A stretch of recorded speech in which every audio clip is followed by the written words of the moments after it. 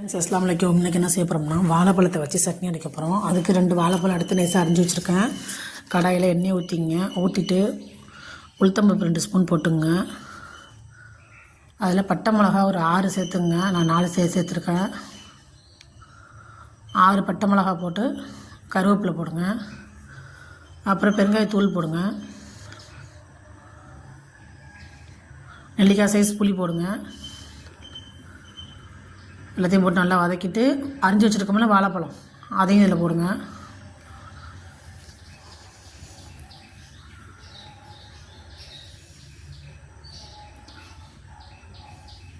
எல்லாத்தையும் நல்லா எண்ணெயில் நல்லா வதங்கட்டும். அரை முடி தேங்காய் போடுங்க.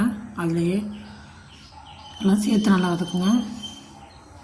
உப்பு போட்டுங்க. அதுலேயே உப்பெல்லாம் போட்டு நல்லா வதக்கி எடுத்துருங்க. வாழைப்பழம் இனிப்புங்கனால காரம் அதிகமாக இருக்கணும்.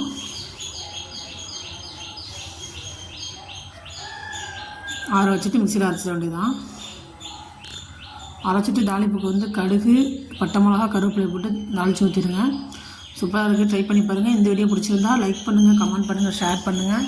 மறக்காமல் சப்ஸ்கிரைப் பண்ணுங்கள். யூடியூப் சேனலையும் பாருங்கள். சப்ஸ்கிரைப் பண்ணுங்கள், லைக் பண்ணுங்கள். மறக்காமல் சப்ஸ்கிரைப் பண்ணுங்கள். தாளிக்காமையுமே சாப்பிட்லாம், தாளிச்சும் ஊற்றிக்கலாம், நல்லாயிருக்கும். ட்ரை பண்ணி பாருங்கள்.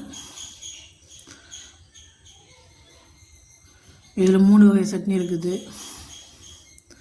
சுண்டக்காய் சட்னி, எள்ளு சட்னி, வாழைப்பழம் சட்னி. வாங்க சாப்பிட்லாம். இந்த வீடியோ பிடிச்சிருந்தா லைக் பண்ணுங்கள், கமெண்ட் பண்ணுங்கள், ஷேர் பண்ணுங்கள். மறக்காமல் சப்ஸ்கிரைப் பண்ணுங்கள்.